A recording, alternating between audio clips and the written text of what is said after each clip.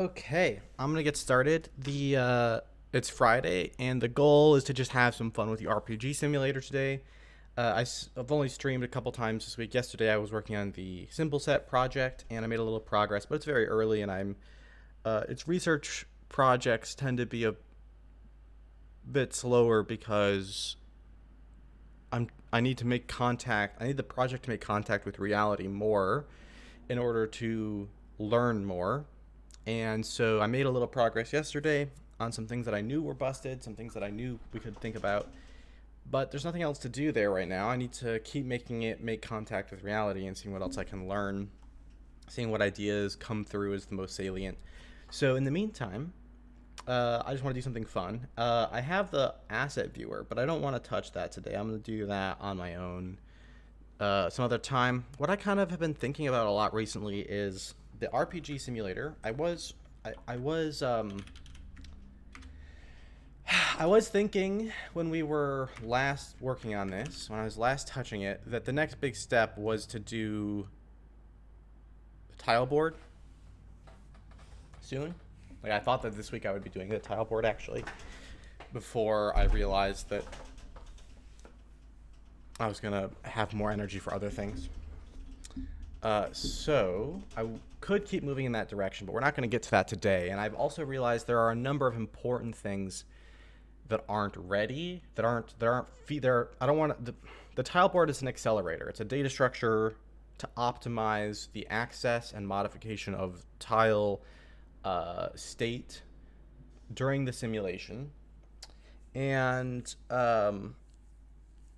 it'll be important to make the optimized accelerating structure, but there are things I need to know that I can express with the scripting vocabulary. I'm going to avoid the word language because of the whole programming language thing.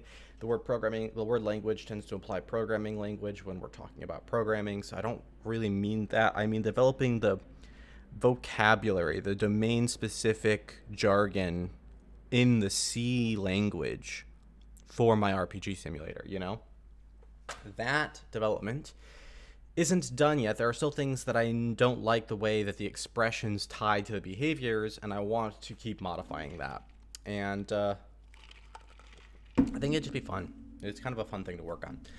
And I haven't really given myself permission to just play with it since the symbol set system really took off. The symbol set system got really good as I was cleaning up what I have so far. So I'm going to just play with it and see if we can make some cool stuff. And I have a couple of cool things I want to work on. I see some folks in the chat. Let me say hi, everybody.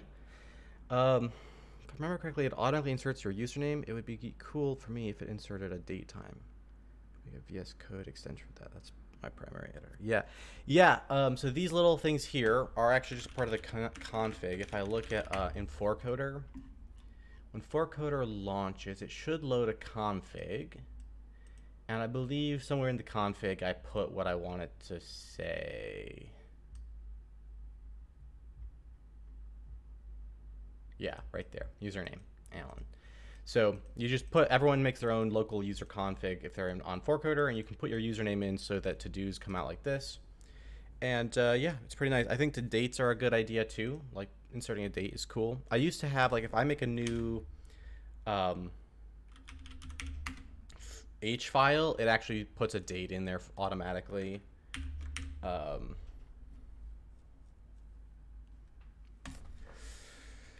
So that's sort of in 4Coder. There's just, you'd have to go and program the custom layer to have the to-do command do that. Right, you'd make your own command. That's right to do. Okay, anyways, I'm gonna start playing. I'm not entirely gonna be able to explain what I'm doing because I'm making it up as I go. But the main idea here is kind of this thing. So the context has this array called the machine state, and this is wrong. I've come to the conclusion that this was wrong. There's also the fact that combat has kind of evolved to the point of including the entire concept of an encounter. So it includes fighting, fleeing. It's going to include more. I have more ideas for what this should be able to do. But there are also going to be other systems that are not for pairs or for combinations, but are for single state flows that then need to call into the encounter state flow and then need to have that sort of when the encounter ends, the containing larger context needs to resume. So it's kind of like a function stack, right? There's some kind of like you're traveling along a road or you're exploring a wilderness, whatever. There's some kind of higher level game happening there that then generates encounters, which are then played out by the rules of this code that I have up here right now. And when one of those encounters comes to an end, which can happen in all sorts of ways, the ending transfers control flow back to that larger context, that larger the caller, the thing that set up the encounter, then says, okay, how did it end? Did if the player died, usually that means game over, but maybe, you know, this is one of those special bosses where you're supposed to die and dying is expected, and it's actually really kind of messes things up if you don't die. Like, that's the unusual ending. Or maybe you didn't beat them, you just ran away, so you don't unlock the next step of the process. You have to go back to town and reset and try to cross the path again or something, right? How I want to write those different handlers that handle what happens after you exit an encounter is unknown to me. And how they're going to fit together is unknown to me. But that's what I want to be able to do. So I'm going to start just playing around with it until I can figure out how that would work. Now, maybe rule scripts aren't wrong. Rule scripts might be right. But I'm not sure. But for certain, the machine state's a bit too complicated, and there's a better way I could have done it. Oh my gosh, excuse me.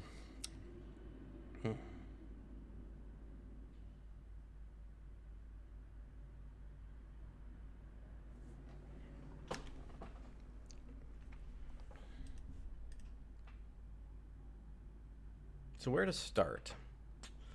I don't know. I'm gonna just turn on some music and explore and play around, like I said. I'll keep an eye on chat so we can discuss. But let's see.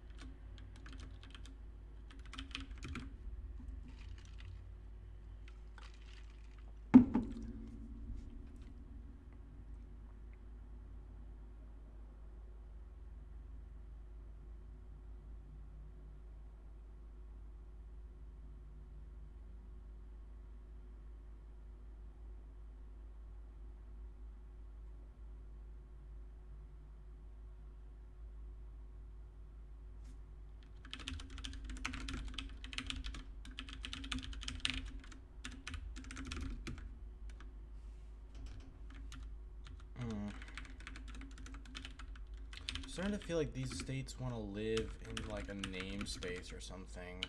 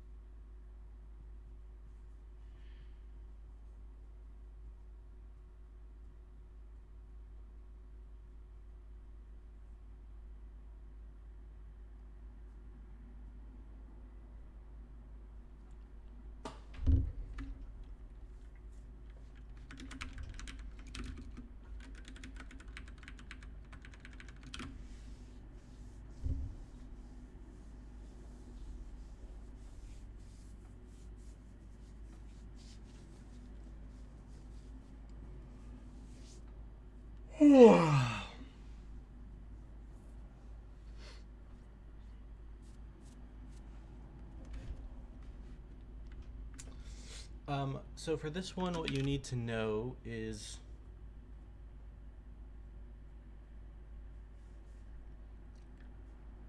how many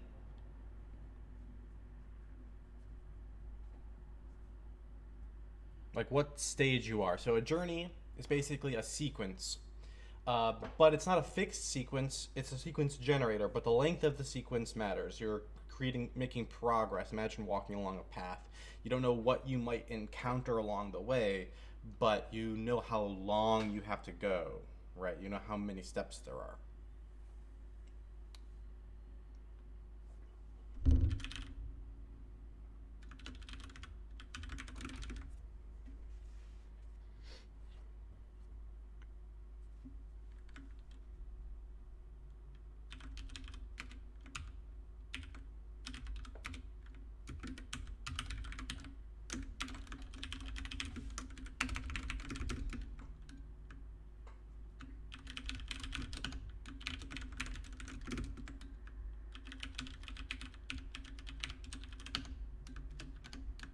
Now, a journey is a game for a single party.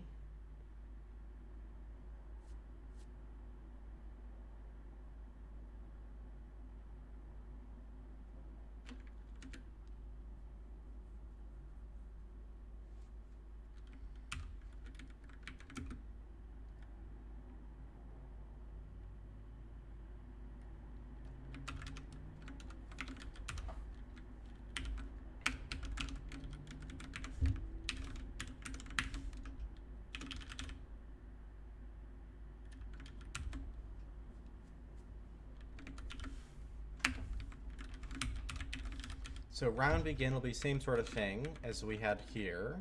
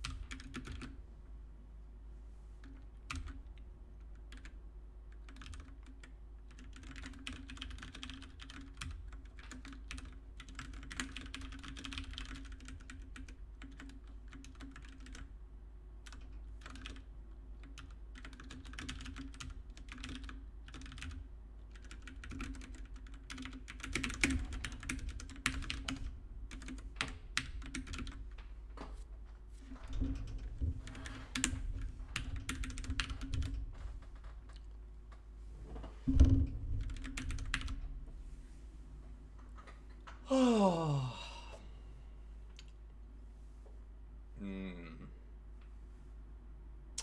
Yeah, I can't help it today. I don't. I didn't know if I didn't get to sleep like I wanted to last night. I didn't stay asleep like I wanted to.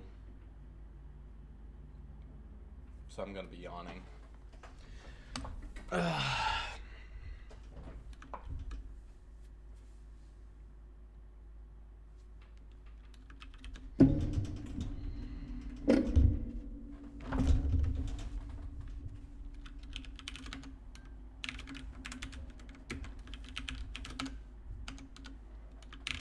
You see, this one becomes a lot simpler, like a nice,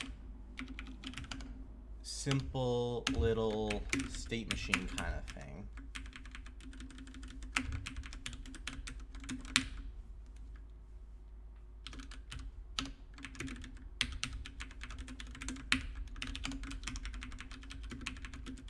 Now, when you choose to travel, what happens is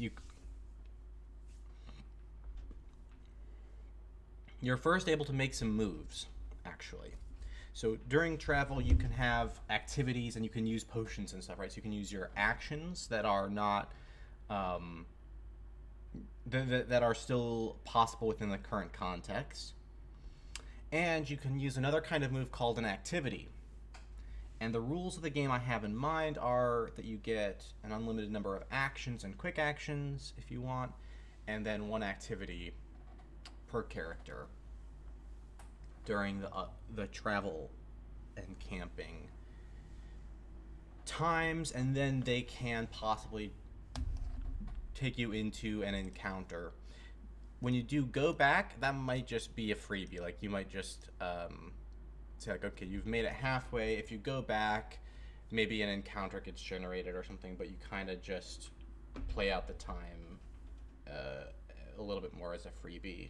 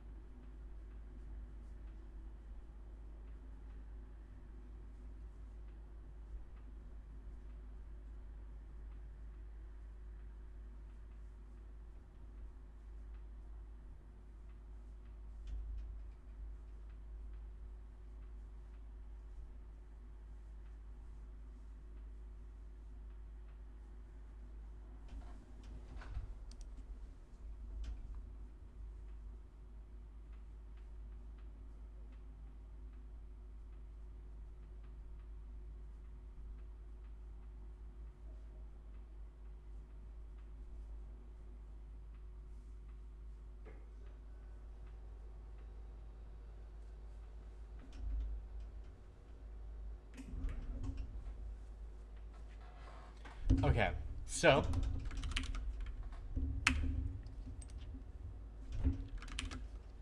let's see here. Just like in a fight, you get to make some moves.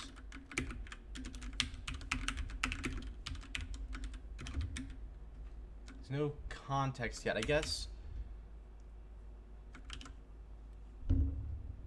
Yeah, I kind of am gonna need to change how context relates to the states. I thought each rule script would be a function with one context, and then at the close that context would be gone and a new state would come in and replace that context. But actually, I think the context is more like the stack frame, and these are more like different states within the stack frame, right? When you have multiple lines of code and you're looping around inside of a function, you stay inside the same call frame context the whole time as you bounce around between those lines of code. I think this is more like that. So each of these represents a state in a machine. You bounce around between them, and they are all members of the same machine, so they all have the same context. And then the encounter system is a separate machine, and that's why we have a stack. This machine can pause itself in order to by pushing itself on the stack in order to allow another machine to take over. The encounter machine can run, and when it exits, underneath it in the stack will be this machine, which will then take over, right? That's kind of how I think it actually feels like it wants to work. And therefore, the context isn't just binding data across the different tiles, right? It's not just a space where the tiles where new variables can go and new structures can go for the tiles to manipulate and play out the rules of a game. What's really happening is that it carries the state for the entire sub game.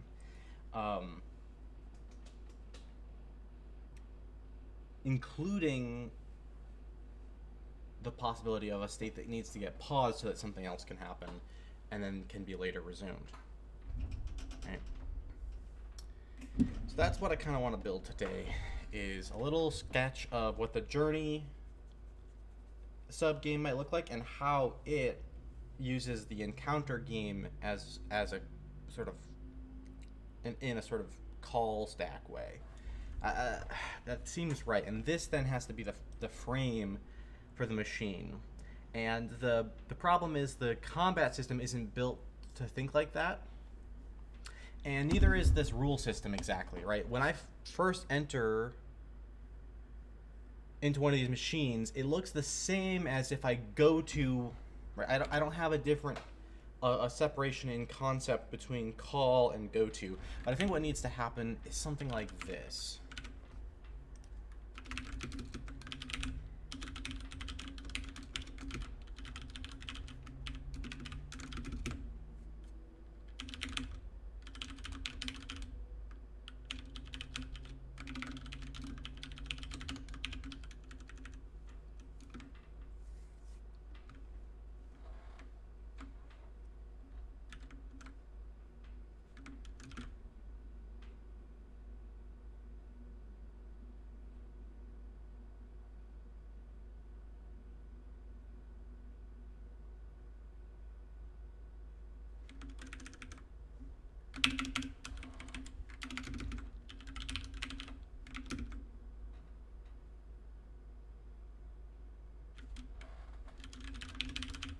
I mean, if I want to go full like interpreter mode, you would go like this, right? You'd go like,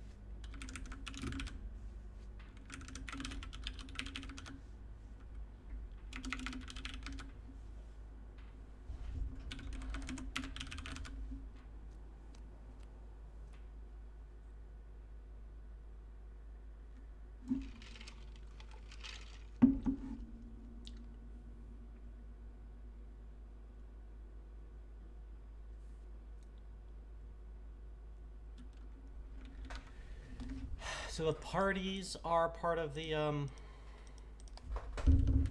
and this probably actually gets wrapped in something like this, context, party 1, party 2, right? Like, there you go, that's it. You want the encounter system to wrap some kind of more complex language that's like call, two parties, you know, you can stick that on as a var arg still, but then if you wanted parameters,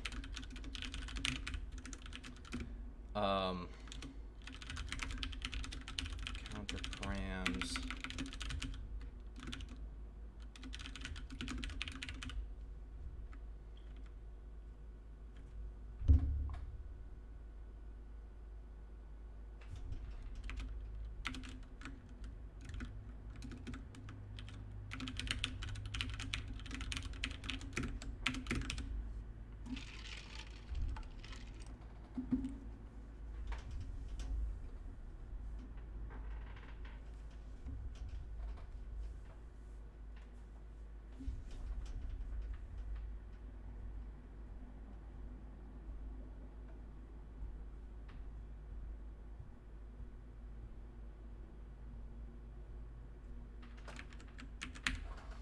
right? So this would be gone, and this would be how you would implement this, and this would be the final wrapper. So we're currently here, and we're going to want to work our way down this set of sub-languages or improved languages. By the way, can you hear me? I had the mic pushed away for a while. It was probably bad. It was probably bad.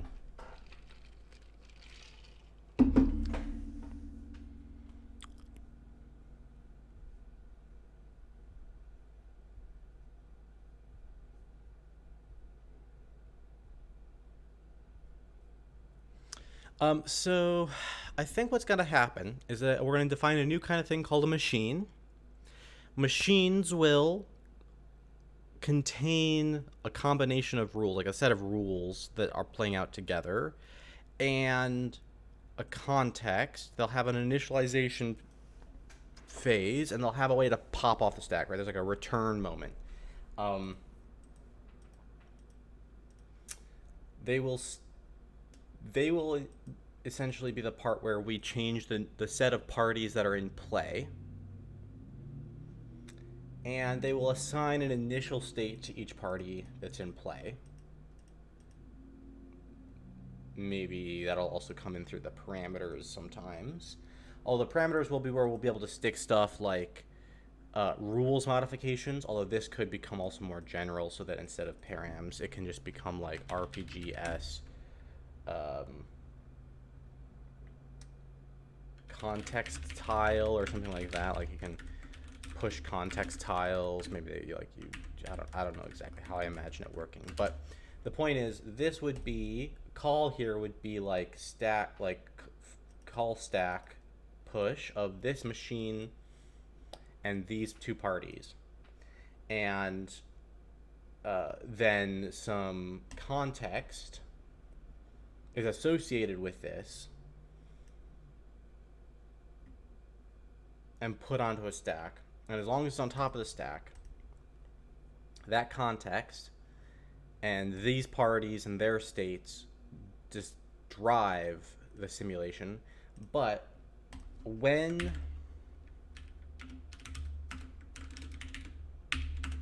we go to a state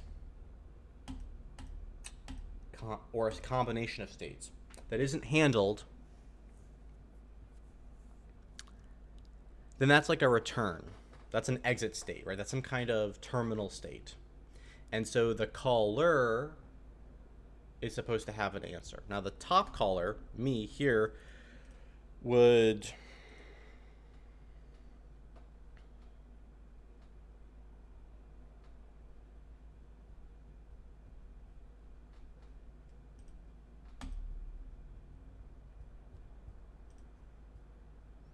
this would need to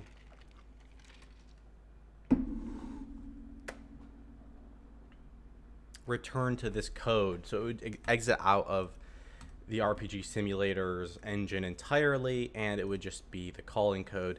But then there needs to be a way for the engine to facilitate one machine in the simulation to quote unquote call another machine. And when it gets to an exit state, the caller machine needs to then see if it can provide the handler for that. And if it can't, then that's some kind of an error, right? Either that or it keeps unwinding. It looks for anything, and eventually, it could be that, like, player death always gets handled at the top level, and everything else in between just goes, hey, I don't have a handler for this, so this is a bigger event than what I know what to do with, right? This isn't local. I wasn't prepared for this. Someone up the chain needs to be the handler of this. And at the top of the chain, there's always game over. So that the only way to have player death not mean game over is for someone in the chain to have already said, hey, for this situation, when the player dies, bring them back into here somehow, right?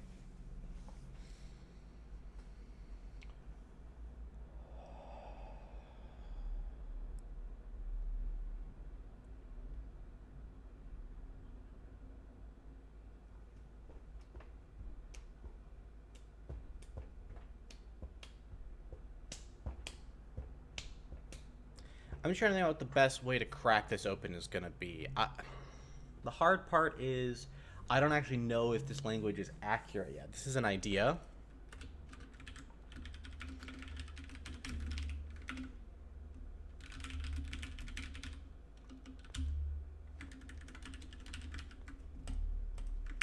Something like this. I don't know if that's the way I want it to be yet. So I'm going to go back.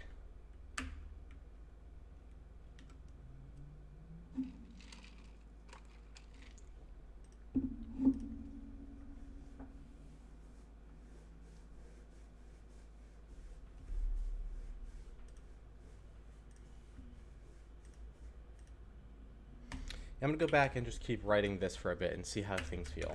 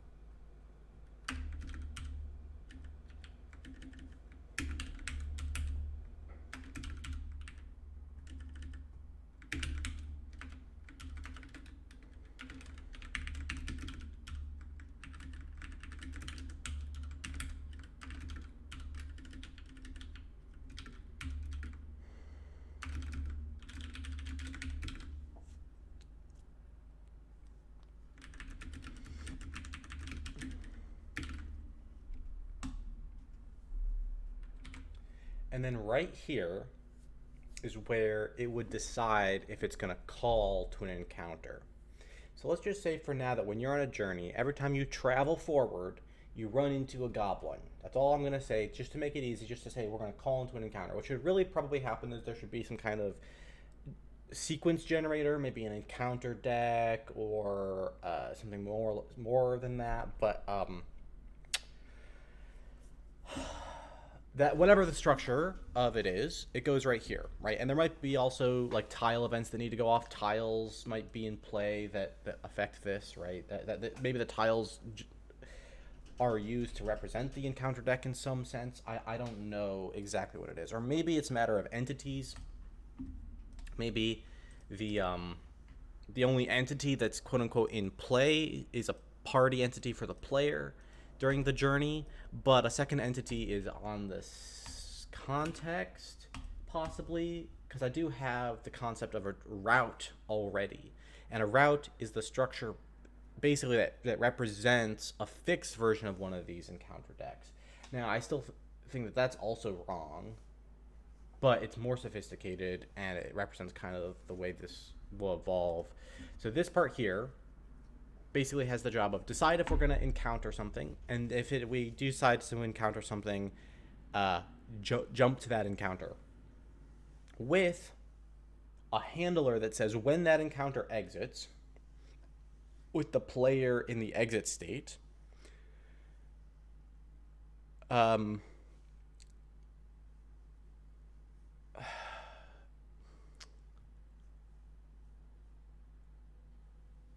go back to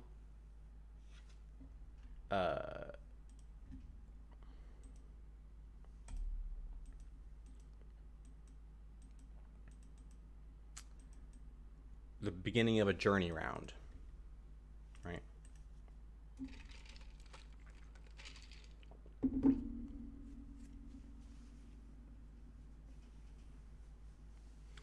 So for now,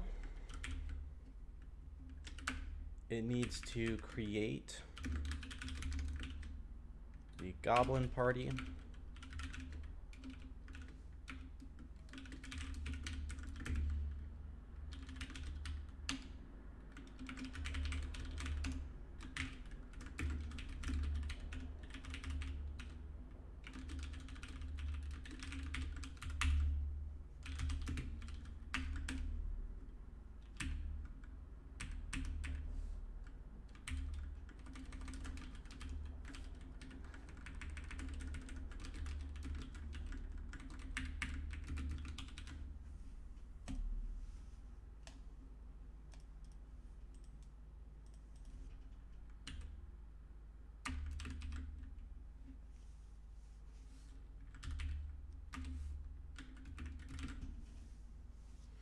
And this has to say something like RPG encounter context P0 goblin party. But that's the imaginary version. What we really have right now is this version, which goes like this: context P0 goblin party. But what we don't have here in any of these sketches is some way to represent the handler, right? So when we make this transfer in, it's going to run and run and run. When it's done, it's going to come back to us somehow. So I guess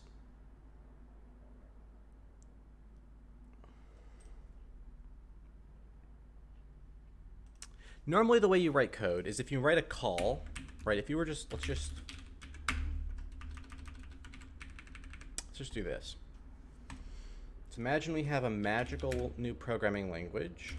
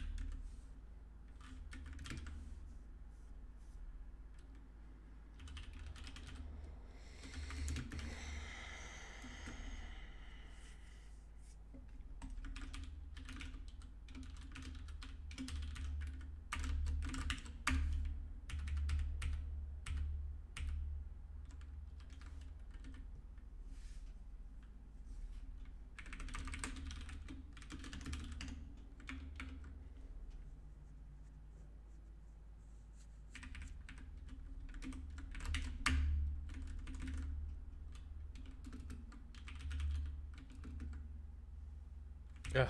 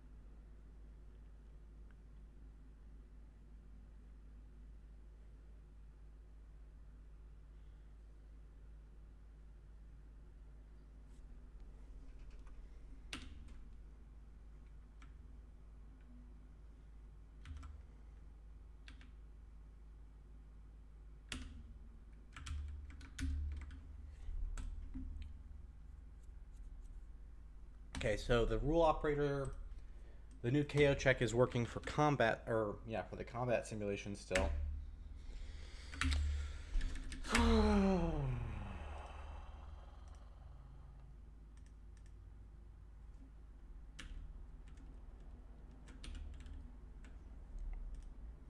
Okay, so what I was trying to get to here is after that KO check, we then do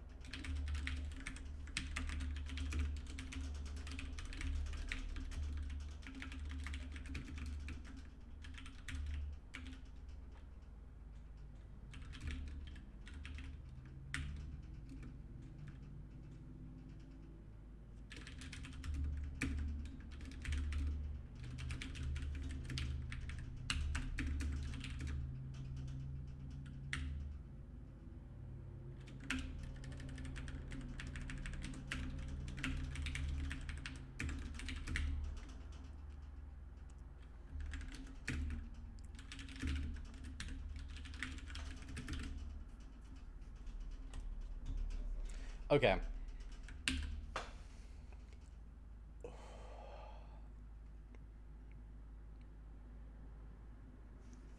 This is the problem, right? If I think of this right here, this is like the call, right? I'm saying play, run, call. It's this is the spot where this context is paused and an encounter context will take over. And when the encounter context finishes running through its system, right, whenever this is done, this should happen next. And from this perspective, P0 should be whoever P0 was, before. This is local in a sense. These P's, they are local to this particular journey, but its state might have changed. It's the same party, but there might have been a change of state. It might not be alive anymore. If it's not alive anymore, something different has to happen. I don't know what. And that's where it's not really handled here at all, right? Like, it's like else go to dead, right? So it's kind of passing that up the chain. Now, there's a couple problems. These go-tos, right now the way we know that something is a return is that it's a go-to without a handler. And so if we say go to dead, there won't be a dead handler, so it'll have to go up this stack. But here we're basically saying somewhere else there's going to be an encounter round and then an encounter fight. And what happens after the encounter fight, there's like ...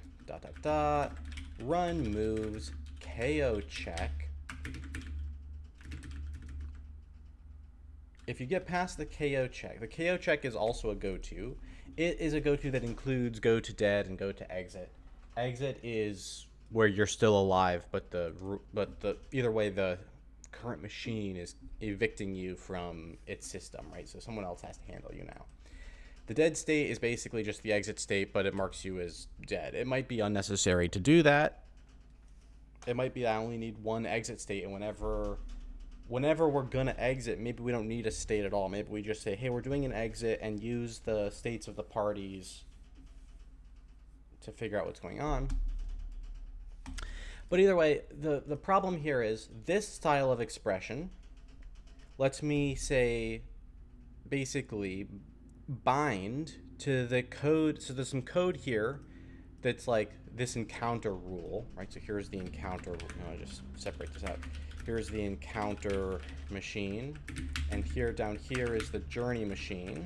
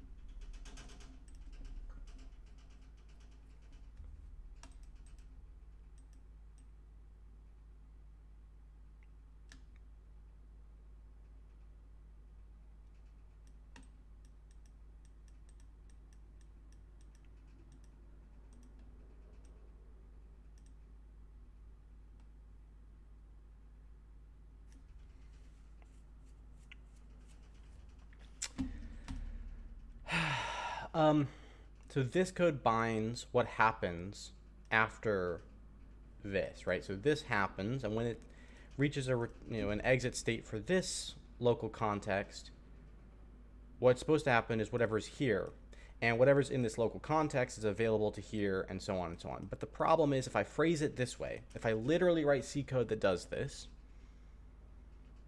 then what we're talking about doing is something like RPG call context, RPG machine encounter, context, to context P0 goblin party. And then if context P0 state equals RPG state exit and not RPG state dead, or if the child count is greater than 0, whatever, we're looking at the exit state somehow.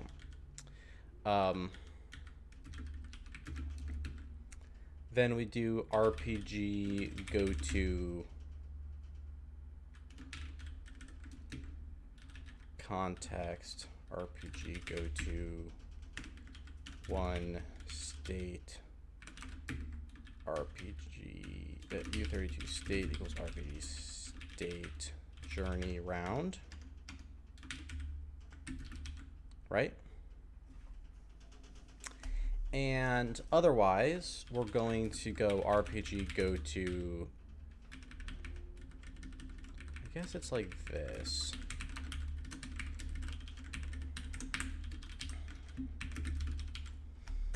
Or something, right? So this is the version where you have to keep on saying go to dead if you aren't going to handle it. So you say like, okay, look at what came in. If you want to handle it, if you don't want to handle it, just do it again. Just say that you also send that party to the death state, and you've got no plan for that situation. Let someone else who's got a plan for it take over. But if it were written like this in C, then that means that when this call happens, this function that we're in, the literal C function, there's one of two ways this stuff can work. But if I'm going to write it this way, if it's going to be plain, there's really only one way. There's some fancy like API phrasing tricks you can rely on in some cases, but this is going to be, I want such a flexible language here.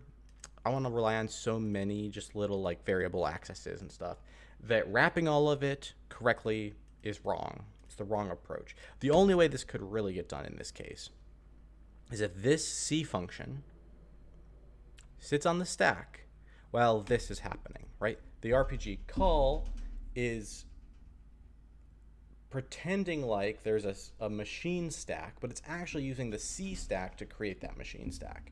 And so what each machine is in one of its states, and they're all in a call stack. And so when you call this, what you're really saying is set up a new machine, which would kind of look like this loop right here. Set up a new loop like this that is contained right here and that is running a different machine. And when that machine exits, we'll quit out from there, and we'll be able to look at what's going on right here, right? We could do it that way. There's just a couple of problems, though, if we do. The biggest problem with doing it this way is once the logic is set up like that, then it will be guaranteed that the only way to save and restore your game state, like if you ever wanted to serialize this game state, you'd be looking at a very difficult problem, right? If I am halfway through an encounter, that's halfway through a journey, that's halfway through a quest, that's halfway through a run, how am I going to save all that context? Well, the context variables maybe can be serialized. That's not so hard. But you've also got hidden context, which is where you're at in the C function, right? All the local variables and all what line you're on is also a part of the context, and it's been hidden. If I want to be able to serialize this, excuse me, if I want to be able to serialize this state in such a way that I can restore all the way to a granularity of a specific rule. So you can be halfway through a run, that's halfway through a quest, that's halfway through a journey, and that's halfway through a combat, and you're about to begin another round of combat, and that's where you decide to pause for the day. Then that entire, everything involved in what's happening and what happens if that finishes needs to be in non-implicit context. This is an example of implicit context, right? Where this function returns to is an implicit part of the state of the whole. And so if I want to make this work, I can't do it that way. Instead, what has to happen is this one loop has to be good enough for everything. And when we go, okay, look at the state array, call a rule, that all has to be operating on top of a manually managed stack, so that all of the continuation stuff, essentially, everything that has to happen after a call has to be written in such a way that we know where it is explicitly, so that it can be serialized. And the only way I can imagine to do that would be to put this somewhere else, which is super unfortunate. It is not the flow of an expression that I want, but I don't see an easy way to get both here. This is a level of expressiveness that I have not yet thought of a way I would solve in C. How would I solve the explicit-implicit mismatch, where I want to use an expression like this to describe how I'm going to call into a submachine, and it has its own rules, but that at any point in there I might want to stop and pause and serialize and then later restore. And it's really the restore that hurts, because you can serialize it all, but when it comes time to restore, even if you know that you were here somehow, even if you had found a way to encode that, you then have to be able to jump to it and pull in all this implicit stuff as it was before, and that's where it goes out the window. And if I'm not allowed to, like, one solution is that you're not allowed to use local variables, and that's where you start doing API tricks to say, like, okay, the context will handle everything. It'll all be on the context. So if you want something that's like a local variable to a rule, it's actually a slot in a sort of variable stack that you're managing on the context. Things like the sets of characters probably want to get optimized away, so the context will just handle that as a piece of setting up the tile moves. Well, there's only ever one of those. That's the set of all possible moves to begin with. The move grant already doesn't need local state. We're only using this. This isn't state. This is a temporary parameter, right? It's the same as if we had done this. This isn't state. This is only state in the sense that it connects this to this. So you could, if you wanted to start doing more fancy stuff with this, we could have one or a couple of local variables for the move set that represents the tile moves and the selected moves, and then some partitions of those moves if we need that. And then once you've run them, it doesn't really matter. This is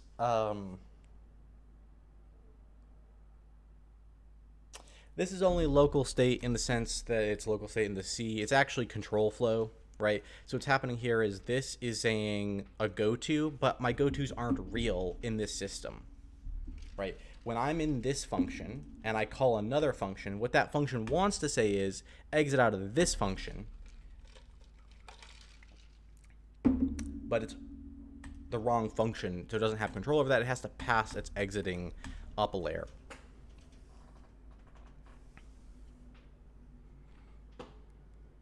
Now, there are a couple of ways to go about this. One structure that solves this problem is coroutines. It at least would solve everything except for the serialized, deserialized part. Because then what would happen is, in a coroutine, something like this could be actually allowed to exit the entire call stack, right? It could say, hey, this whole coroutine is done. Like, we're done with the journey's over.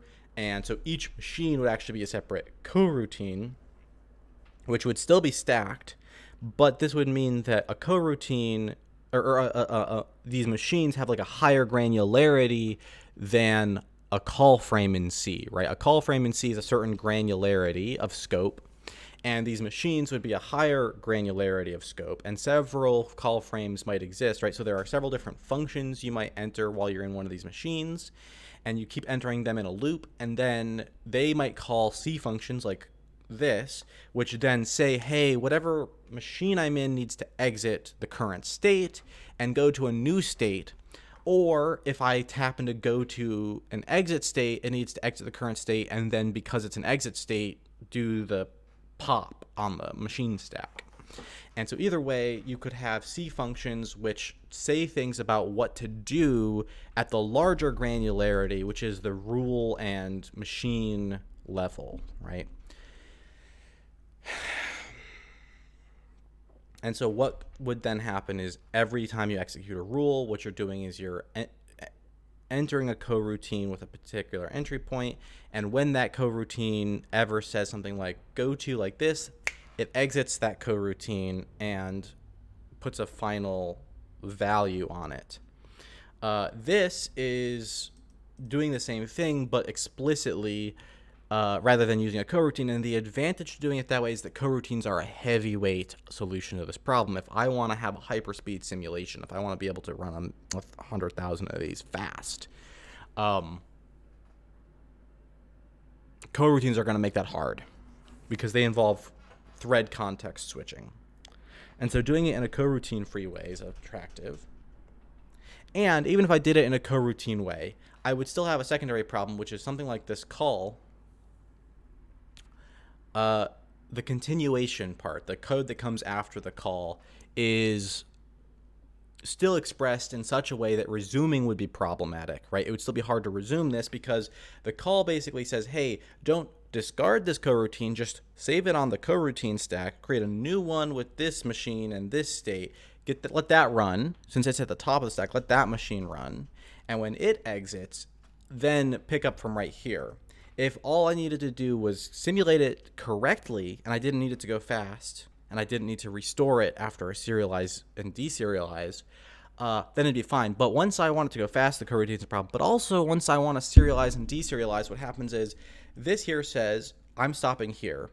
And then the time comes you want to serialize, and you have all of these contexts that are in a stack, and you can serialize all of their states. But each of them are also somewhere inside of a paused coroutine, and that you can't serialize so easily. And even if you could, to serialize that in such a way that you could restore it would be the same thing as to serialize a C stack so that you could restore it. Still missing, right? That's still missing.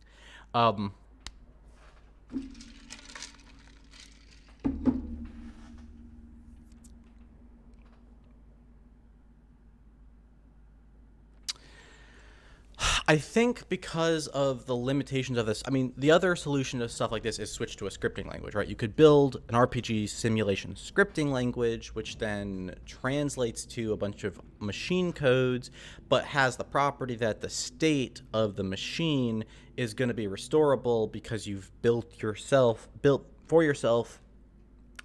into it a system for restoring the stack, right? You can have a stack that is serializable and therefore restorable.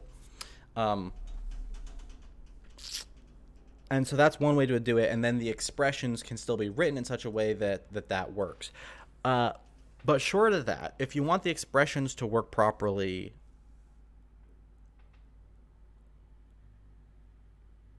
and explicitly here, then I think what has to happen is you have to say something like register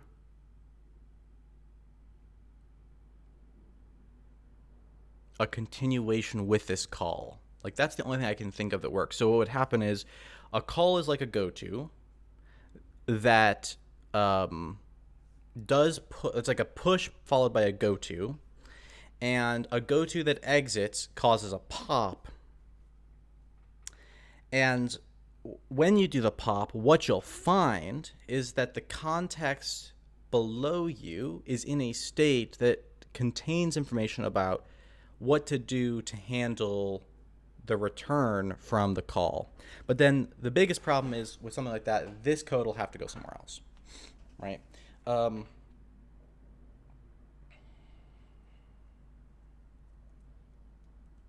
and we'll have to register that here. So when you do a call, you're actually not doing a call. You're doing something more like RPG push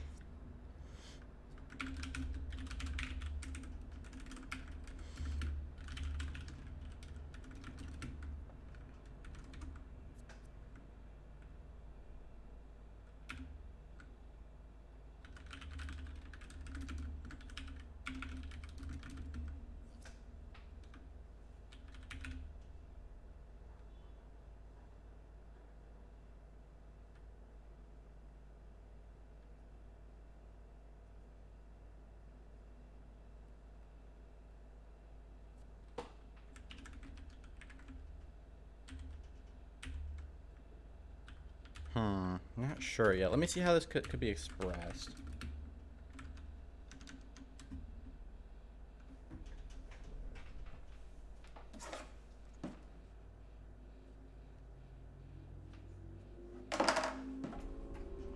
There, is that better? I was kind of feeling like I wanted dimmer lights, so I turned the like red color on because that makes it feel very low, but I'll just turn it back to white because it is kind of feeling a little dark. I was just moody, I guess. Okay, so this is something like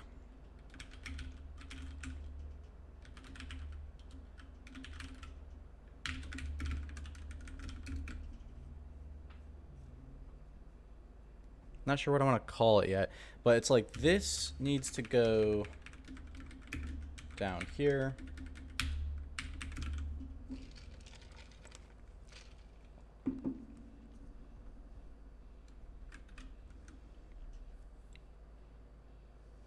And it needs to be linked to this somehow. So the other thing that can happen is, what if there are like lots of different things here, right? So an encounter might always just be, right, like roll an encounter, and then if you've got one, jump into it, and we just have a way to do that. But some encounters might not be pairs of parties, right? You might run into a scenario that's a single party thing.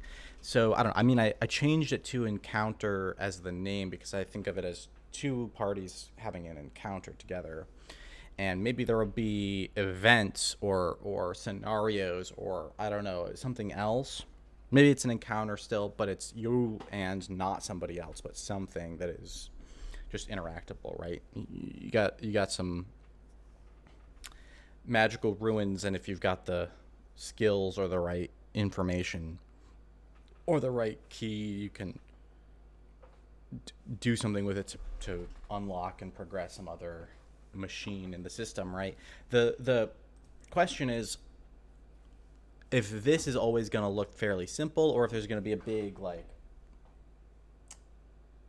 system of handlers. And if there's going to be a big system of different encounter type calls here, what does that mean? There's also going to be a big system of different continuations, or do they all share a continuation? Like, this is the stuff that starts getting annoying. I guess what we can say, though, is we know that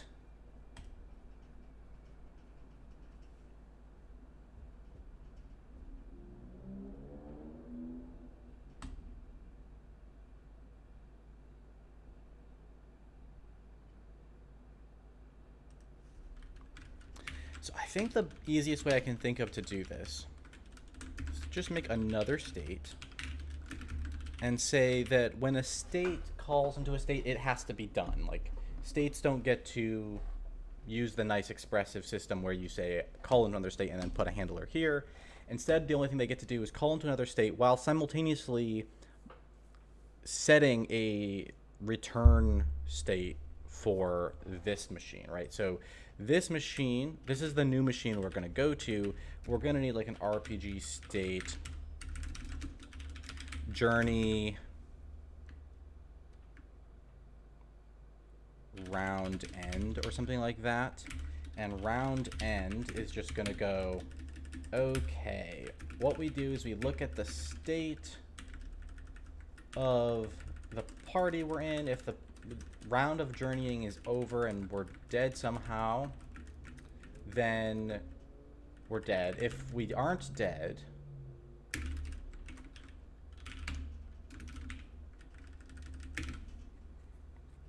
then go back to the first round, go back to the journey round again, right? Journey round end. And then what happens is we say whenever we're going to call into another journey or into another machine, we can first say set return state context state journey end. So now what happens is you create a goblin party, you say the return state for this machine is going to be the journey round end, and then call this machine with these parties. That machine takes over when it's and nothing else can happen after that, right? Like obviously the C code continues because we still have something like end temp scratch here, but the function has to be done, right? And just like we were doing before, when you hit one of these termination states, you have to be responsible for it. So KO checks can hit these, and then you have to be sure you're not doing work that you're not supposed to do. Similarly, if you do this, you got to make sure you're not doing work that you're supposed to do. So there's ways to write these rules wrong right now with the way it's all constructed. And that's basically because there's just no good answer to the problem. How are we going to serialize us and restore a C stack as a higher level concept?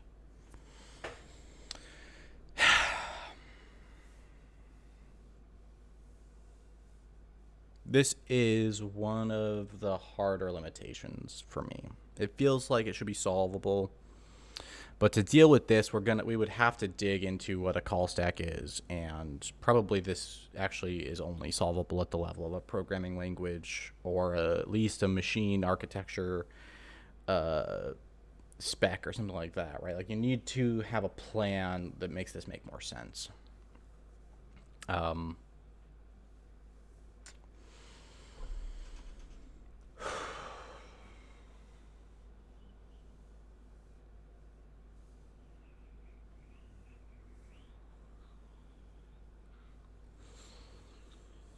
It's really just the sense that you want granularities. You want two things. You want to specify multiple granularities on the call stack, so a function call can be returned from, but you kind of want to be able to say there's a second granularity called these machines and these rules, and a rule can be halted. And to halt a rule is to return through all of the code up above it, which is kind of stack unwindy, but I don't like doing stack unwindy stuff. So I don't know. I'd have to think about how I would expect that to work.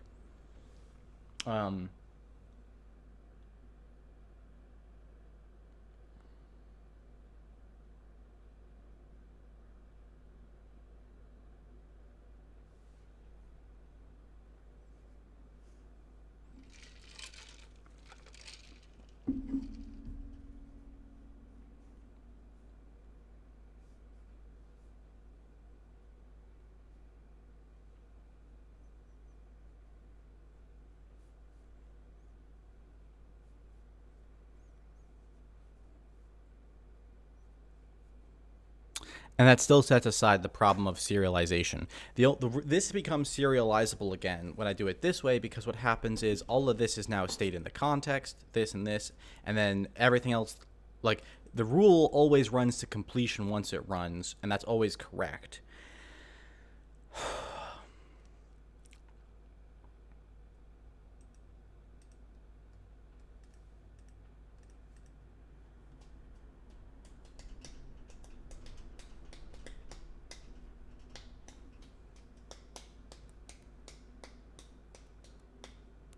So now the only bummer here is that it is true that if I was using a coroutine, then I wouldn't have the possible bugs of after going a KO check or a good, or a KO check or a call or any other kind of go-to, that other stuff could accidentally keep happening.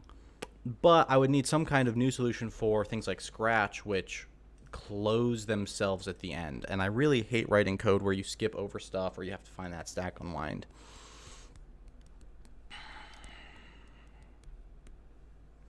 And this is a problem I hit a lot, where at one level, you want to keep the C functions linear. You want to say that if you begin a function, you get to the end of it. If you begin a block, you go through the end of it, except in the cases of breaks and go-tos and stuff where you carefully consider whether or not you've done everything you need to do. But at the toppest level, there's a resource cleanup phase that can always reliably be reached through that function before it exits, right, through the C stack. And then there's this other layer at which there's a granularity where you want to exit an entire sequence of calls that are grouped together to get out of something like a rule. And you can't automate it, so you have to handwrite code that does the don't do something logic instead, right? What you would want is something like when KO check runs you would want to just say that what happens is you magically write this KO check, and this can be a go-to, and if this does a go-to, then this becomes a no-op, but this still happens. You see the problem? All right. And I don't like the constructor-deconstructor pairing method of doing this because I don't like hiding this code. And I don't like, I also don't like how you either have to rely on a language runtime or worse, like an exception unwinding data handling. Like exception handlers or unwind handlers are extremely not nasty and complex things that I don't think you want to have to rely on. And yet this expression has some problems, right? Expressing this has some problems. And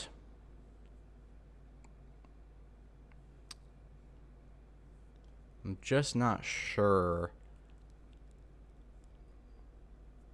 that there's any way through that that's nicer.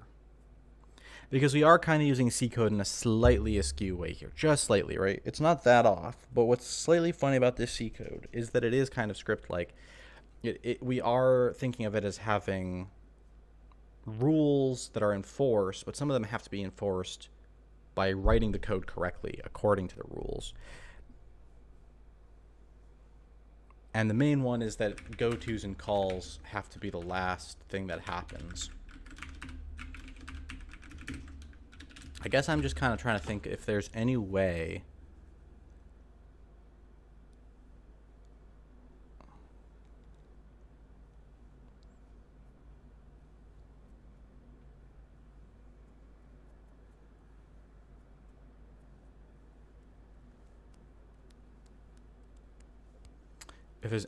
that code like this could be written to be automated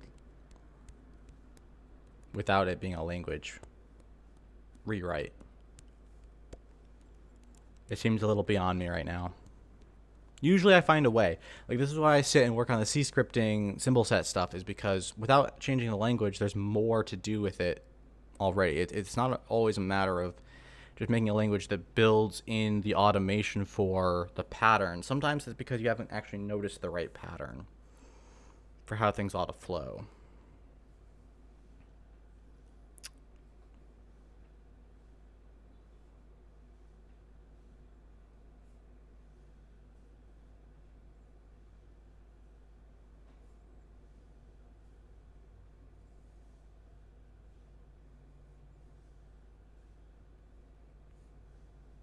Another thing you would get out of a scripting language is that this would be automated, right? Pretty easily, right? If you had if the language was participating with this, then, right, if this was a go-to, you could skip over all of this and say, well, we know that scratch ranges still need to be handled in a certain way. And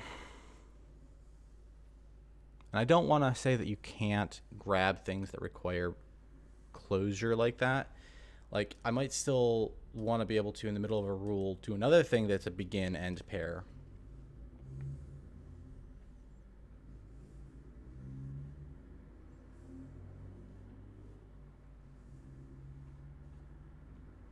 I'm just picturing it.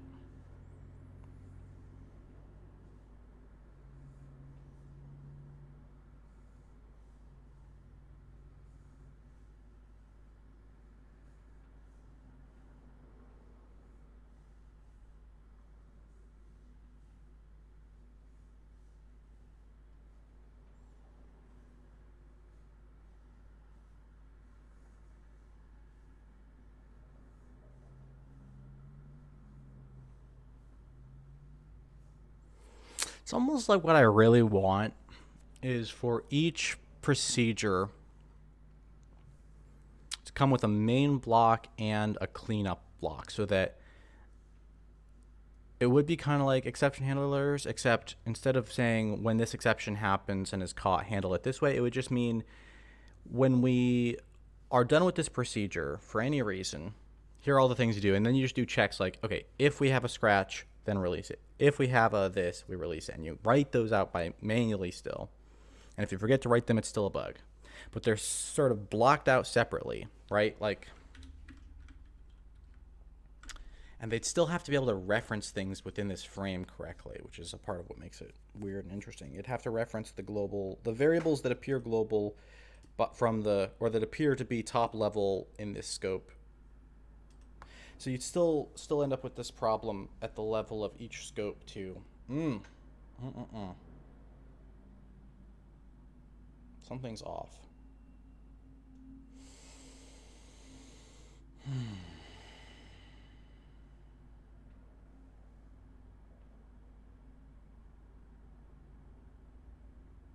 But the other reason why this happens is because I have this larger granularity, right? And I want to use C functions to compress various operators, right? If this was a scripting language, something like KOCheck could actually look like a single operator instead of a function call because it'd be built in. But as a C function, it's not a built-in to the entire runtime of the lowest level. It's a C level building block, but it's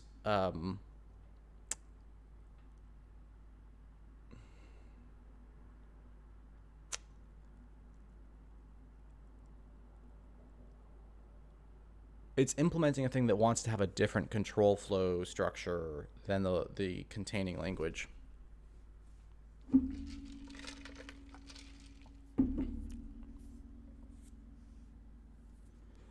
Right, it wants to talk about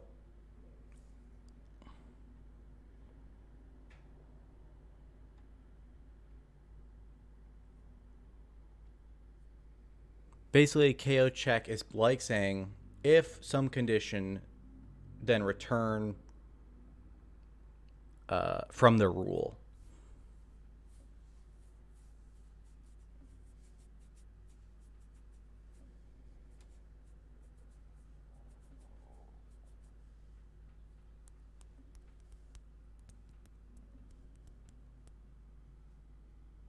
I don't know.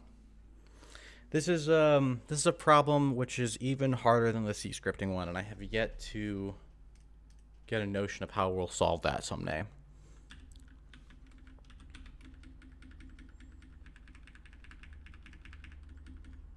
But okay, if this is the idea,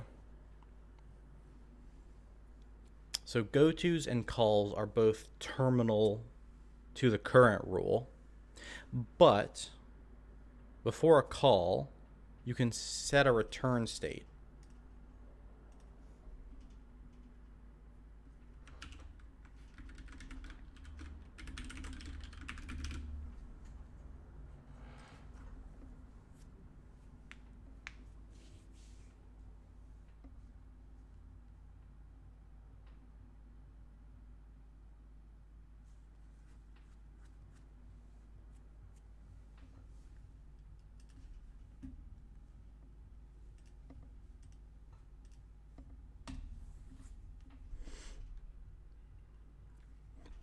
Okay. Let me just sketch out camp. Camp is the same, except we aren't going to generate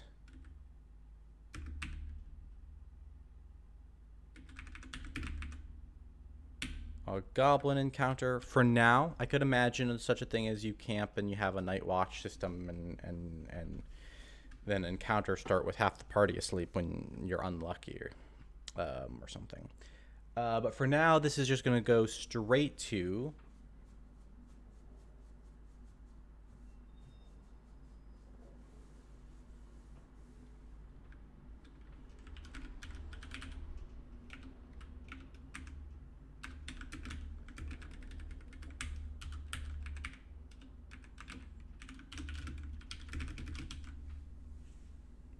another journey round.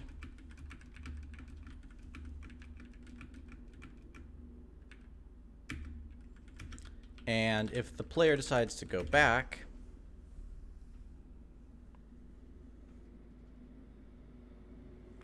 that's actually going to be considered a terminal state for now.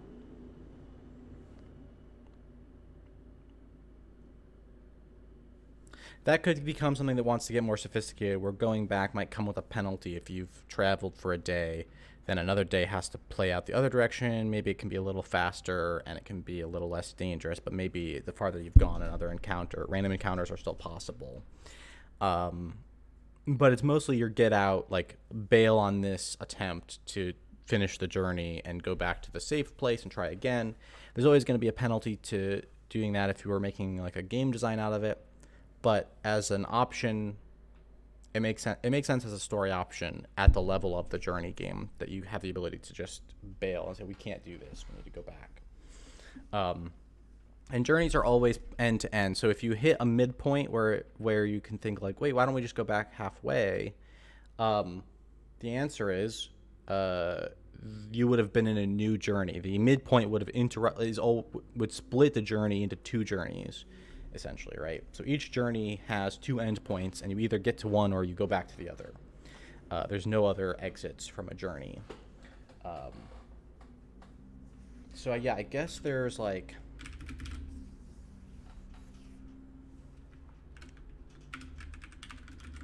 exit states for the journey are like journey go back and journey arrive or something like that.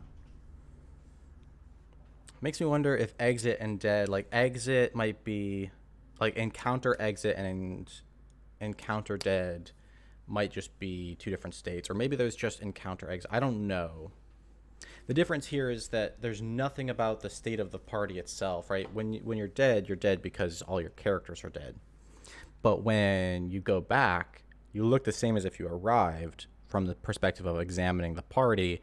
So the only way to know which one you did would be for the journey to tell you. So the exit dead distinction is probably actually less necessary than this one.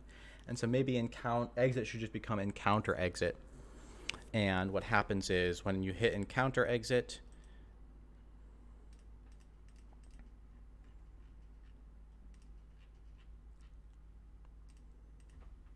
so when you would do something like setting a return state and then a call, what will happen is when that call leads to a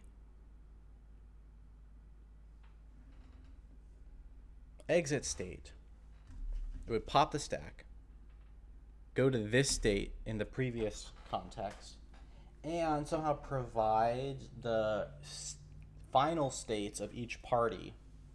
So that in this case, it would just always be exit, exit. But if you have the main players go on a journey, then if they go back, that information gets passed back to you, so you know what to do with it from the containing layer.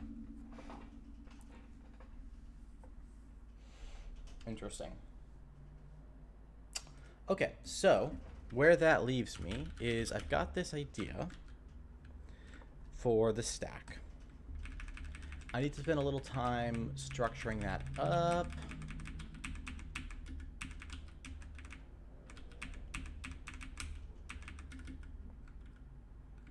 Yeah, subcontext is the thing that's going to change.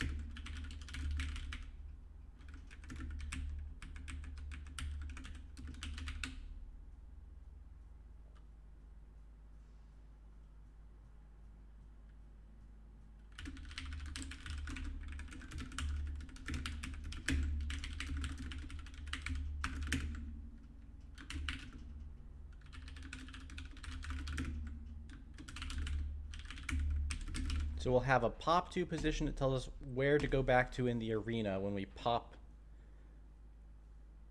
this machine off the stack. We'll have a data pointer that points to the actual context data for this frame. And we have a next pointer that tells us where the next machine frame is down the stack. So when you go to pop, what you do is you have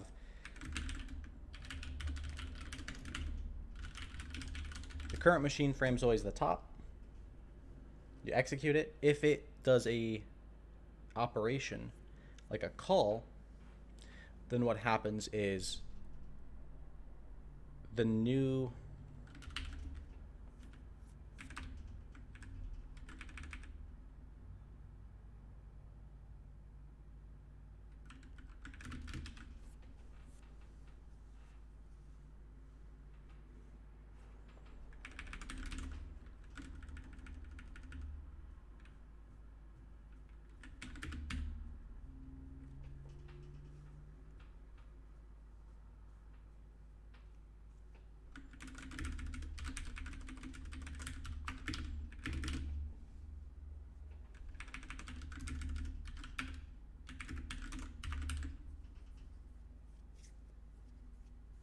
No, but that's variadic. That's the problem right there. Is if that is actually going to be variadic, then this has to go first, right?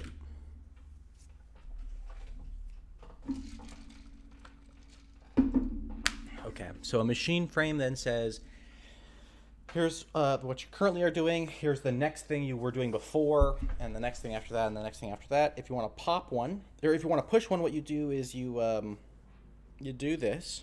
This sets the state of the current one, or it sets, oh, you know what? That just doesn't work because it could be multiple. RPG set return state. Context one, RPG state. Journey round end. So you do a call and follow that with a return state. If you don't do both, you would have a problem. You would, or that would implicitly mean that you're just going to come right back to this state. So if you wanted a single state in your machine, but it was capable of pushing itself, then I guess that would be fine. But it would be a little odd. Usually I think you're going to want to call and set return states. And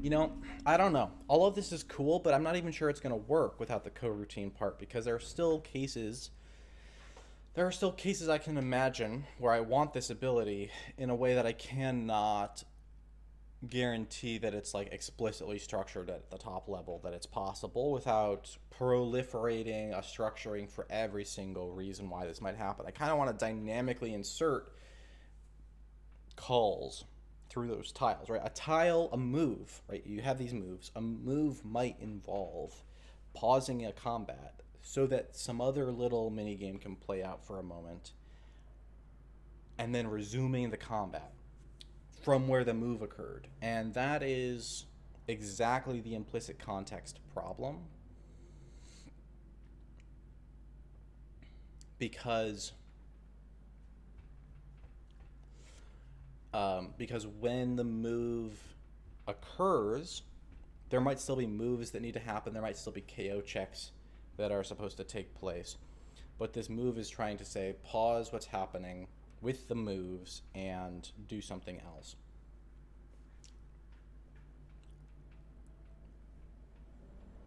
And then resume the moves later. And that is the whole thing. That's the coroutine problem and the implicit context problem, fully articulated without a solution, because what I'm doing here doesn't solve it. That's why I'm so hung up on it. It doesn't solve it.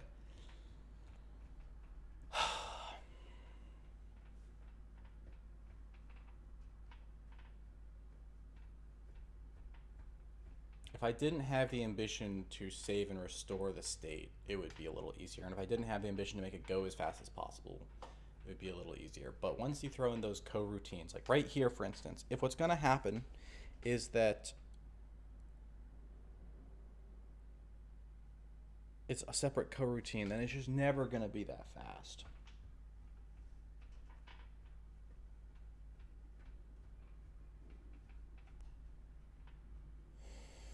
It's a little confusing.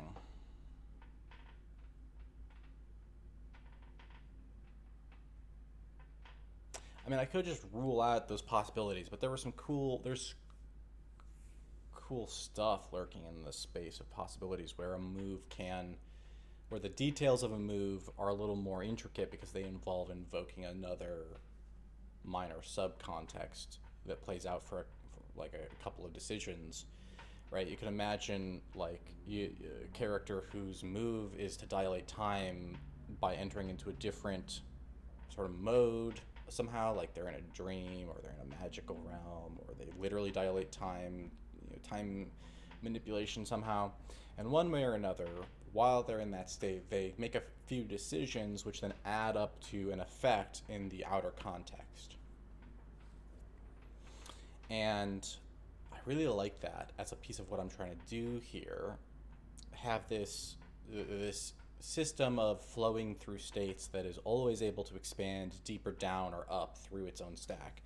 And the limiting point here is that you have to pause everything that's going on effectively in all sorts of very flexible ways. And I haven't been thinking about how I would do that in a way that allows for high speed and serialization, deserialization as well. Because you got to be able to pause execution of a sequence of moves.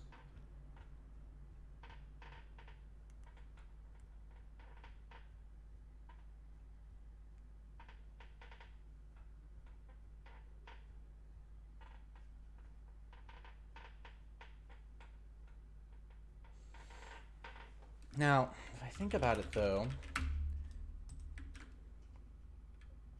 run moves,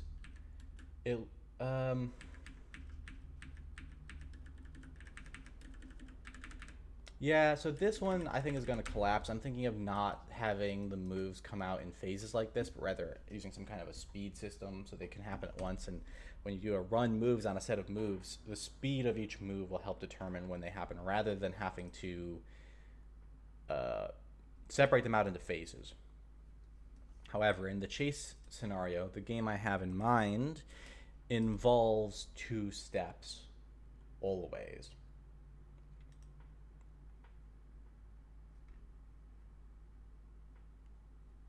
I mean, there's a way I could make that work by making it 2 separate rules and having the context carry the state from one to the next in this new picture, right? So up here, when we're in fight flee, what happens is we immediately jump to chase flee, and we consider this basically just a pass-through rearrangement of the state. And the reason we do that is so that when you're in the fight state and when you're in the chase state, you have a different set of moves available to you, but the person who tried to fight when the other team fled just automatically decays into this chase state, basically, so that the decision to fight implies that if the other team is fleeing, you'll have to deal with this situation. But it's different from being in the fight state. Now, what could happen is that I write this rule to say what happens is this party makes a decision, generates their speed, and then we jump to this state, and then this party makes their decision, right? So the flee party goes first, they do something, then we jump to the state chase flee, and so we have another state where these guys get to then see what happened, make a decision. And the point of all of that would be that then there's only one execution of moves here. See, here I'm looping over the moves, and I'm saying every time we run a set of moves, then we KO check and we stop doing new stuff. It's all manually avoiding breaking the rule of doing more stuff after a halt, which can happen after the KO check. Instead, what would happen is the way this whole game system would be structured, the whole simulation engine would be that a rule script always entails giving one or multiple characters, parties, players simultaneous decisions, right? So if it's one, it's not simultaneous; it's one decision maker. But if there are multiple players uh, controlling the different entities, and those entities are in a rule state that allows them to do simultaneous decisions, then the players will make those simultaneous decisions. And once they're done, those decisions become a list of moves. The moves get executed, and that's always the end of the rule script, right? You always execute one set of moves for every rule. So the rules are giving you rules about who gets to decide what moves are on the table, and what sort of meta context stuff, like does each character are we adding up the speed, how do we decide who wins and what states we go to afterwards. So the flow of states is decided by these rules, but the rules always have the structure of provide a set of move options to one or more decision makers, wait for those decisions to be done, and then switch to running the moves, and then switch to applying. And at each step, each move you run, you apply the logic of uh, you have one set of moves to run, and then you apply the logic of saying, if this move gets interrupted, save the set of moves to resume. If this move gets if a party gets wiped out, then we're out of combat now, and get like escape from there and cancel the moves, right? The logic of what happens to the moves is actually regularized, so that the flow of this thing is always enter a rule, use the state and the current rule to determine the possible moves and the players that need to decide the moves. Wait for those decisions, run the moves, and the part where you say run the moves is fixed. It's a part of every rule, and it always works the same way. The reason that would work is then I could set up a single solution for applying the serialization and resuming of the moves that were stashed in a previous context that haven't resolved yet, right?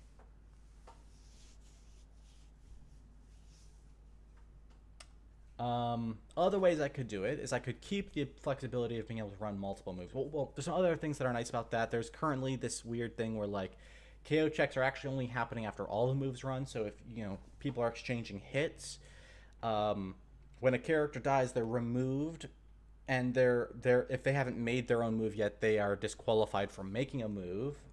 That's already in place, but we don't know that the party is dead until all the moves are done. So like if one party has one guy in it and he gets knocked out on the first move, but the other party that knocked him out has 3 more characters, they're all going to move, and they're all just going to beat a dead horse or something, when it could just stop there. And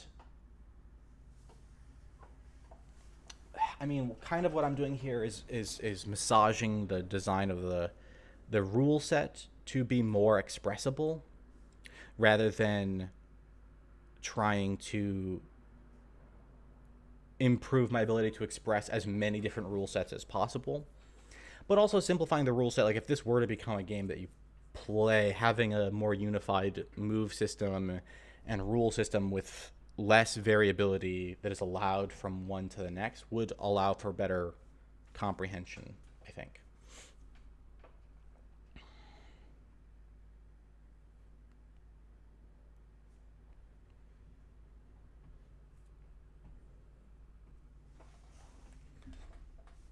All right, so just to go over it again, this is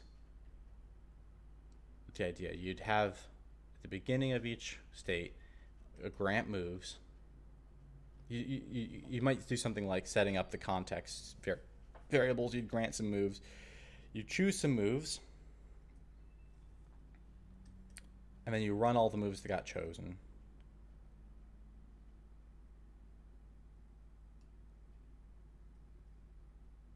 And then you have some logic that says, if none of those moves have caused us to already exit the rule, then here the machine that we're in, right? If neither of them said, hey, here's the end of this, like this party's dead, exit, or whatever, They turned around and went back to the town, and so they're not on the journey anymore.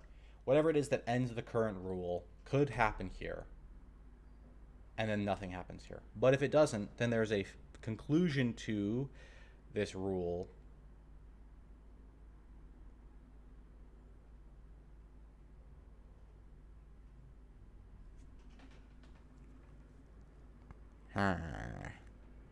Which still has to get written separately, right? The part where you say shuffle and run moves now becomes like, well, this looks like a function, and that's cool, but what happens if the third move in wants to interrupt and save the moves for later? So this ends up needing to look different because it's more like we get a set of moves, we say for this context, here's the currently pending moves, and here is the conclusion of this rule. The rule comes with a setup, and then when the setup is finished, we have a set of moves that are to be run. We get out of the setup and move selection part. Wait for decisions to get made, and then once they're made, we start running them. Yeah. And then when it's done, the rule gets one more chance to look at everything that happened and make some decisions about the flow of state again.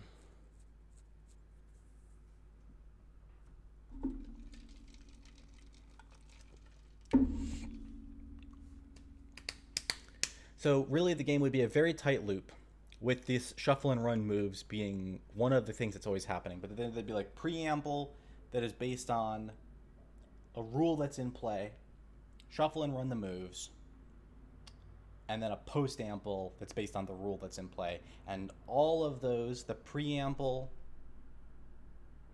the shuffle and run moves, and the postamble, might be able to say things like exit out of this current state, therefore canceling whatever else happens next, and go to a different state. Or pause this state and set up another one, like push the machine stack and resume this when we come back. There's something else. If that's the way it's going to work, then the structure of the journey here is a little off because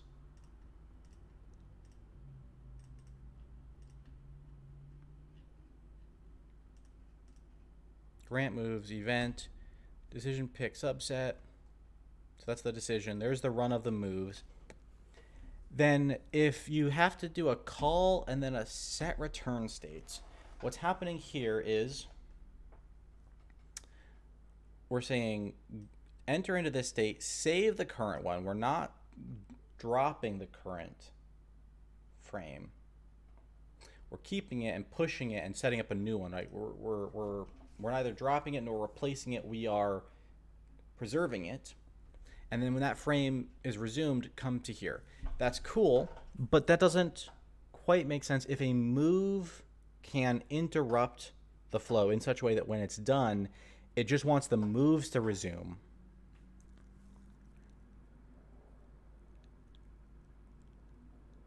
And so I want to think about what's going to be allowed to say from a move and how might that be different from what's going to be allowed to say from a rule, I think, right? So the rule scripts will say things like you can call and you can go to and you can halt the current machine. The moves might not be able to say all that, or they might be able to say all of that and more.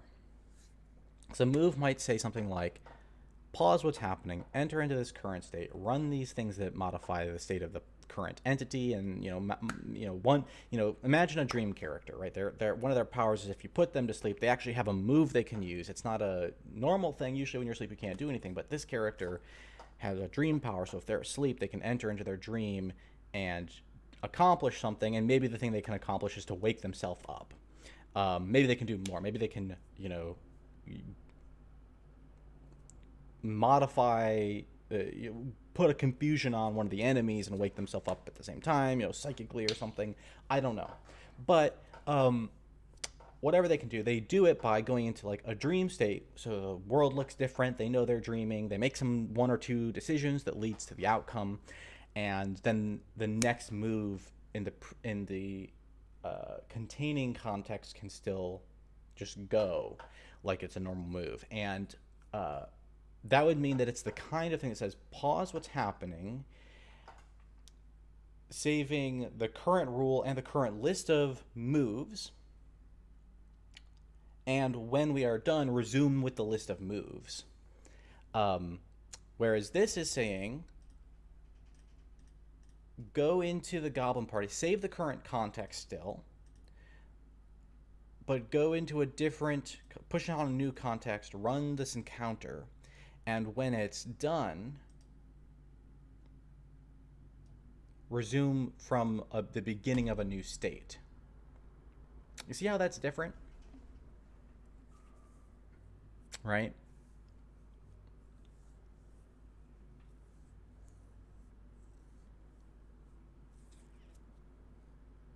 Now, I kind of like all of this. Like, this seems like overall, I'm happy with this idea that it's always about a single shuffle and run moves main loop, because that's what's going to be necessary for it to be serializable and deserializable without some crazy worse nonsense.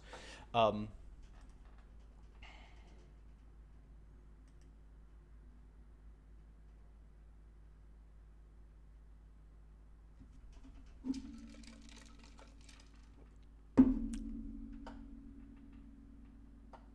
and that makes a very regular sort of method of play where you you see some stuff play out, and usually, maybe not always, but usually you as a player get to make some of the moves, and so there's a make a moves phase, decisions, and then the play out the moves phase, and you see those happen, and then that repeats and it repeats and it repeats, but the meta situation is changing so that you're going around the state space in interesting ways.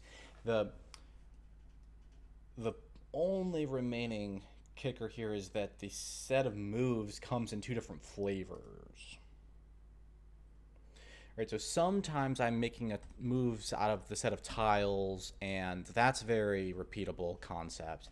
But separately, sometimes I'm just giving a set of fixed moves. This is more like a dialogue tree, a choose your own adventure kind of moment, and I kind of want both.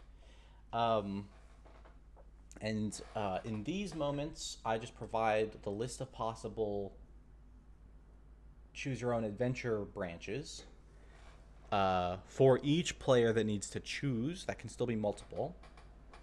And then that looks like this, right? There's no tile moves. There's no moves at all. All we're doing is getting each one to decide one of these and then go to it. So it's a little bit much at this moment to say that this is always how a machine is structured, but it might be, right? So combat looks like this, or the encounter system looks like this. You go to the beginning of an encounter, and you get to decide from the encounter machine's perspective how to play out this round of the encounter. Similarly, you go to a journey, and at the beginning of each round of the journey, you decide how you want to proceed. Right? Are you going to keep making progress? Are you too tired and worn down and you need to camp? Are you in real dire straits and you need to go back?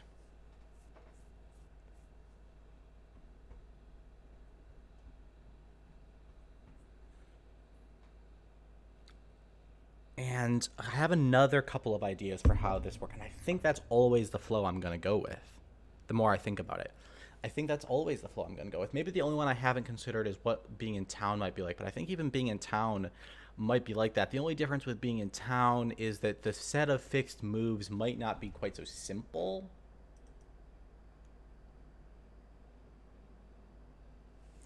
Like it might need to be generated from more stuff, and honestly these need to get more sophisticated too, because right now it's just a fixed set that's always the same, but there are going to be cases where you can't flee. There are going to be cases where you do something other than fight and flee in an encounter, and then cases where you can't do anything besides fight and flee. Like there's what you can do in an encounter will be context dependent, what you can do in town will be context dependent.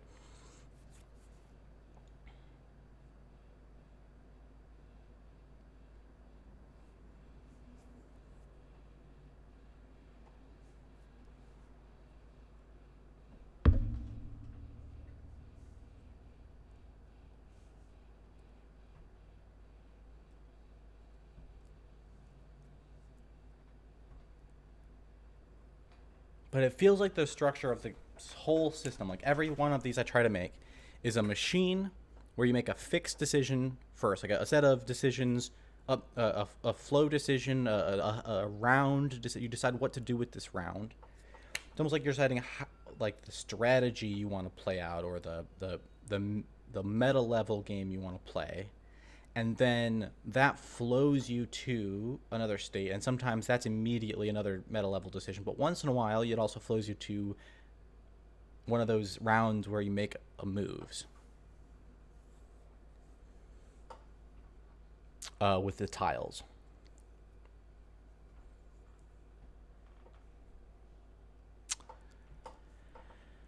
And if that's the structure, like, we could really build that in all the way, but if that's the wrong structure, then building it in all the way is going to mean a bunch of reworking work that we do now that ends up needing to get reworked again. But it kind of seems like the right next thing to try the more I think about it, because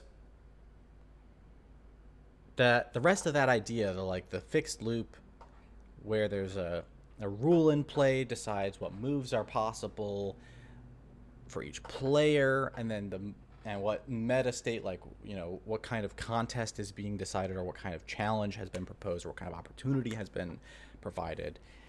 But then the moves decide what actually happens, what decisions got made by each player, and then the conclusion determines where things flow to next based on whether you met the challenge, based on whether you survived the gauntlet, based on whether you made the trade to get the opportunity. Whatever it is that you could or could not have done, it resolves and flows you to a state, possibly dependent on what you chose.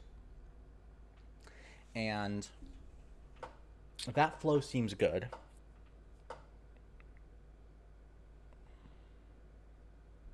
It just seems like you also need the ability to then introduce another machine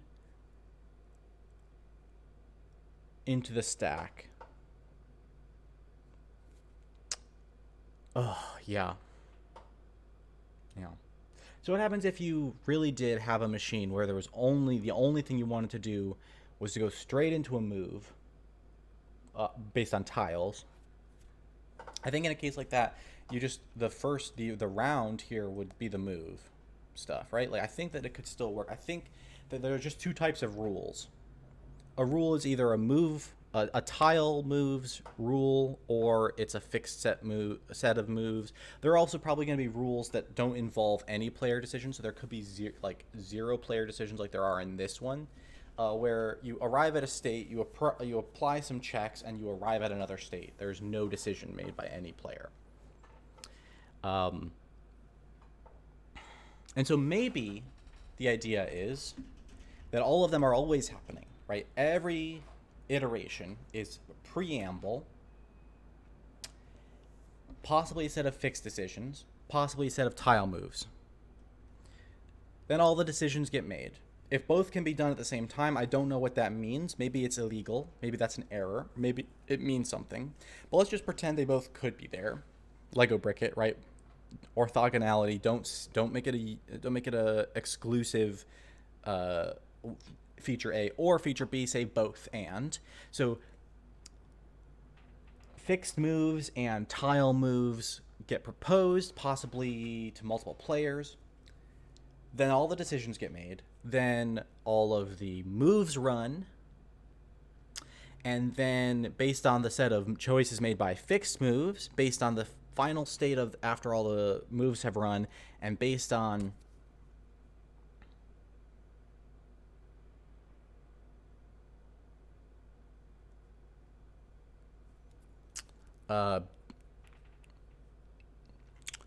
based on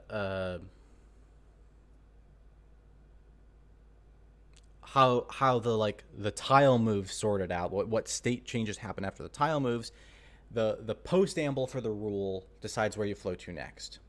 And at any stage, preamble, move execution, postamble, there might be a pause at this machine to push another machine onto the stack.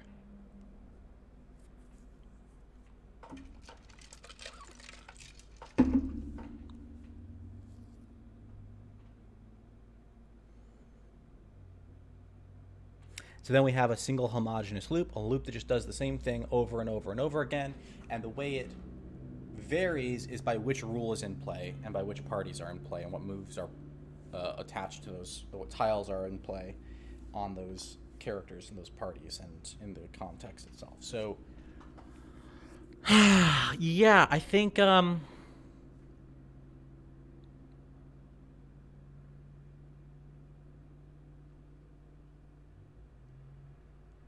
that seems like a reasonable vision. I think what I need to do, because I've gotten like halfway through sketching this idea, is I probably should stop here, get some food, because I am getting to that point. It's a little bit lunchtime for me. Should get myself some lunch, think this through for an hour or so with the food in my belly, and kind of perk on this. And then maybe we'll just come in and start hacking this idea together. Like, see if we can just rewrite this again, rewrite the rule system to work like I just described, and see how it works. I think that's the next step, because that feels like a really cool idea that would get me a lot closer to being able to compose multiple state machines together the way I want, which is kind of what I've been looking for ever since the days when I was doing the story engine project explicitly and directly. I was trying to directly attack the story engine problem. This RPG simulator has been sort of like a sideways approach to the same problem, but now that I've got C scripting, I'm arriving at the flexibility to define anything I want like this. So the next step is to find the definitions that I want. Seems like I should try this. Seems like I should try this idea. So I'm going to go get some food. Be back in 1 to 2 hours to get this compiling again, save it, and then just tear it up. And it might take a while. I might just be cruising on some rewrites for an entire week at this point. All right. I think I'm going to do that. So thanks for coming to hang out. I've been having a lot of fun with the RPG simulator today. Nice little Friday. Hope you're having a good Friday, and I will see you again soon if you are interested in seeing where this goes next. Alrighty.